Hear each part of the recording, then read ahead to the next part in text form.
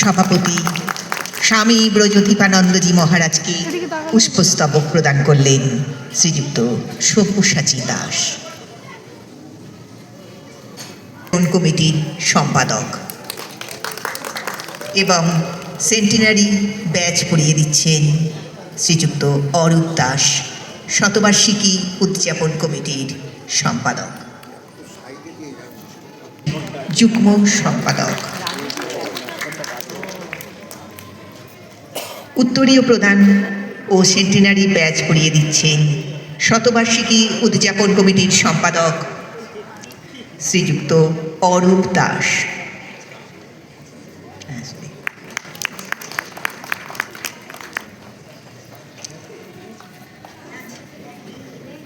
পরিয়ে দিচ্ছেন শতবার্ষিকী উদযাপন কমিটির সম্পাদক অরূপ দাস। প্রধান অতিথি শ্রী সমীর চৌধুরী মহাশয়কে বার্ষিকীর স্মারক প্রদান করবেন কল্যাণ দে সরকার মহাশয়, শতবার্ষিকী উদযাপন কমিটির সভাপতি।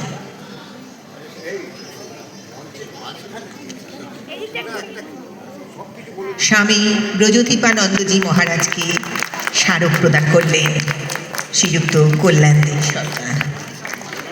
এখন শতবার্ষিকী স্মারক প্রদান করছেন কল্যাণ দে সরকার মহাশয়। প্রধান অতিথি শ্রী সমীর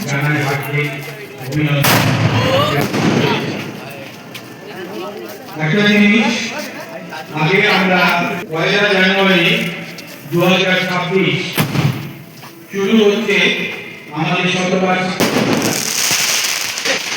সেই শতবার্ষিকী অনুষ্ঠানে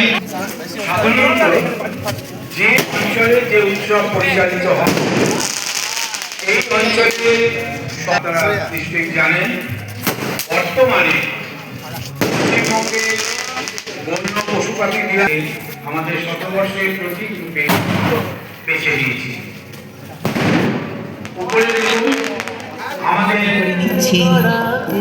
অনুষ্ঠানের সভাপতি স্বামী ব্রজদীপানন্দজি মহারাজ।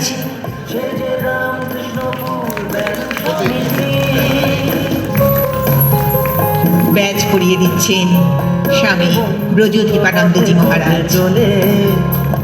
আমাদের শতবার্ষিকী মূল সঙ্গীতের গায়ক শিল্পী শ্রী প্রতীক চক্রবর্তী পরিয়ে দিচ্ছেন স্বামী ব্রজদীপানন্দজি মহারাজ। অনুষ্ঠানের প্রধান অতিথি শ্রীযুক্ত সমীর চৌধুরী মহাশয়। এই অবন্যাসীরা আমাদের এইখানে যে 100 বছরের লোগো আছে, এই 100 বছরের লোগোটিও তার সৃষ্টি। ম্যাসকট যেটা আপনারা দেখছেন এটিও তার সৃষ্টি, এবং আমাদের সুভেনির যেটা 10 তারিখে বেরোবে তার যে প্রচ্ছদপট, অর্থাৎ লোগো এবং ময়ূর নিয়ে যে প্রচ্ছদপট, সেটিরও তার সৃষ্টি। এর পেছনে তিনি অসম্ভব পরিশ্রম করেছেন। আর সবচেয়ে বড় কথা, সমিতির ইতিহাস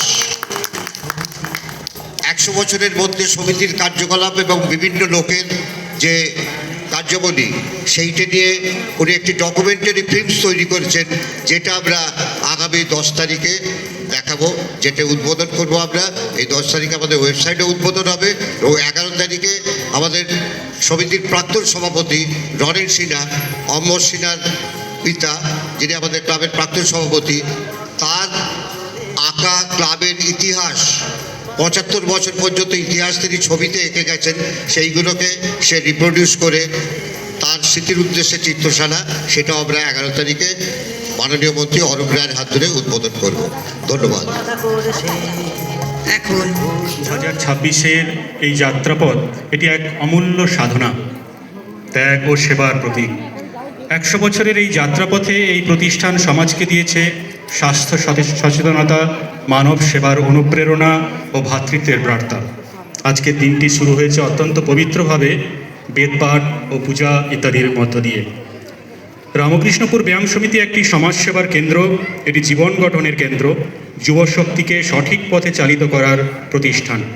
স্বাস্থ্য ও ব্যায়াম প্রশিক্ষণ, ক্রীড়া প্রতিযোগিতা, পূজা, সাংস্কৃতিক অনুষ্ঠান, নানান জনসেবামূলক কাজকর্ম এই প্রতিষ্ঠান তার প্রারম্ভিক লগ্ন থেকেই করে আসছে। স্বামী বিবেকানন্দ বলছেন, স্ট্রেংথ ইজ লাইফ।